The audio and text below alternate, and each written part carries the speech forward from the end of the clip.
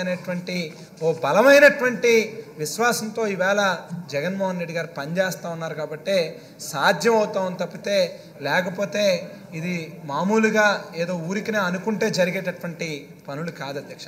మరి మరో పక్కన గతంలో మనం చూసేవాళ్ళం అధ్యక్ష, ఏ రాజకీయ పార్టీలైనా కూడా ఎన్నికలు వచ్చినాయి అనేసరికి మరి సామాజిక వర్గాల పేర్లు చెబుతూ ఏదో రకంగా ఆయా సామాజిక వర్గాల యొక్క ఓట్లని వేయించుకోవాలి, ఎన్నికలు అయిపోయిన తర్వాత వారికి మొండి చేయి చూపించేటటువంటి పరిస్థితులు ఉండే అధ్యక్ష.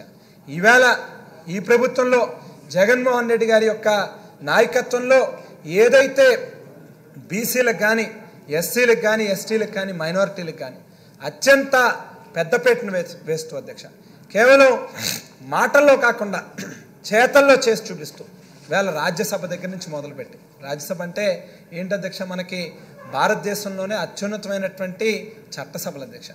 అటువంటి చట్టసభలకి గతంలో ఉన్నటువంటి రాజకీయ పార్టీలు ఎవరిని పంపించేవారు అధ్యక్ష? ఎవరైతే బాగా బరువైనటువంటి సూట్ కేసులు ఇస్తారో, ఎక్కువ నోట్లు ఇస్తారో వాళ్ళకి కట్టబెట్టేటటువంటి పరిస్థితి ఉండేది అధ్యక్ష. మరి ఈవేళ బీసీలకి మోపిదేవి వెంకటరమణ గారు కానీ, పిల్లి సుభాష్ చంద్రబోస్ గారు కానీ, మస్తాన్ రావు గారు కానీ, ఆర్ కృష్ణయ్య గారు కానీ, ఇట్లా ఎవరైతే ఈ రాష్ట్రంలో ఉన్నటువంటి బీసీల తాలూకా గొంతుని గట్టిగా మరి భారతదేశం అత్యున్నతమైనటువంటి రాజ్యసభ లాంటి చట్టసభల్లో గొంతెత్తగలుగుతారో వాళ్ళకు అవకాశం ఇవ్వాలి, తద్వారా బీసీలకు మేలు చేయాలి అనేటువంటి ఆలోచనతో జగన్మోహన్ రెడ్డి గారు ప్రతి అడుగు కూడా ముందుకు వేస్తూ ఉన్నారు అధ్యక్ష. అక్కడి నుంచి క్యాబినెట్లో అధ్యక్ష దాదాపుగా 65% బీసీ ఎస్సీ ఎస్టీ మైనారిటీలకి అవకాశం ఇవ్వడం జరిగింది అధ్యక్ష.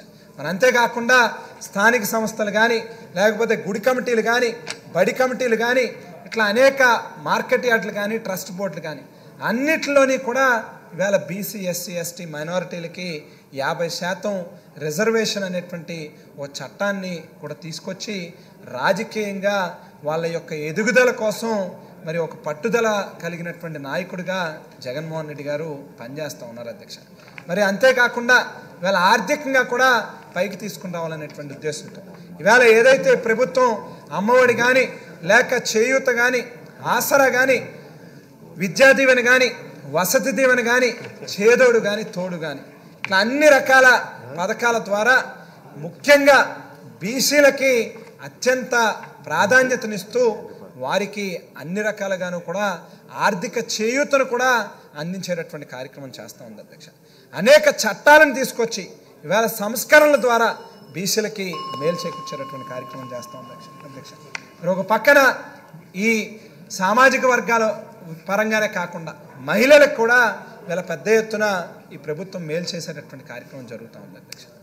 వాళ్ళని రాజకీయంగా, ఆర్థికంగా, సామాజికంగా అన్ని రకాలుగాను కూడా పైకి తీసుకుని రావాలి. ఓ మహిళా పక్షపాతిగా ఇవాళ అనేక రకాల పథకాలను కానీ, చట్టాలను కానీ తీసుకొచ్చి మహిళల్ని కూడా పైకి ఎదగాలి అనేటువంటి ఓ సంకల్పంతో జగన్మోహన్ రెడ్డి గారు పనిచేస్తూ ఉన్నారు అధ్యక్ష. ఖచ్చితంగా ఏదైతే నిన్న గవర్నర్ గారు మాట్లాడినటువంటి మాటలు ఉన్నాయో ఈవేళ రాష్ట్ర ప్రజలందరూ కూడా చాలా సంతోషంగా ఉన్నారు, ఆనందంగా ఉన్నారు.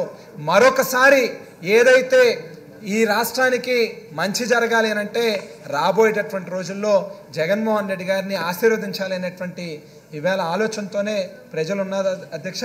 ఏదైతే మొన్నటి రోజు అన్న జగన్మోహన్ రెడ్డి గారు ఏలూరులో, దెందులూరులో జరిగినటువంటి సభలో ఈ రాష్ట్రంలో ఉన్నటువంటి పేదవాళ్ళకి మంచి చెయ్యాలి అనేటువంటి ఒక ఉద్దేశంతో 124 సార్లు గడిచినటువంటి 57 నెలలుగా బటన్ నొక్కాను. ప్రజలు ఖచ్చితంగా మనకి మరొకసారి అవకాశం ఇవ్వడానికి 2 బటన్లు నొక్కలేరా అని చెప్పి ఆలోచన చేయమని చెప్పని అన్నారు అధ్యక్ష. ఖచ్చితంగా ప్రజలు ఆ 2 బటన్లు నొక్కుతారు, మళ్ళీ జగన్మోహన్ రెడ్డి గారిని ముఖ్యమంత్రిగా ఈ రాష్ట్రానికి అందిస్తారు అనేటువంటి ఓ మాటను కూడా ఈ సందర్భంగా తెలియజేస్తూ మరి అవకాశం ఇచ్చినందుకు మరి మీకు ప్రత్యేకమైనటువంటి కృతజ్ఞతలు తెలియజేస్తూ సెలవు తీసుకుంటాను అధ్యక్ష. థ్యాంక్ యూ అధ్యక్ష.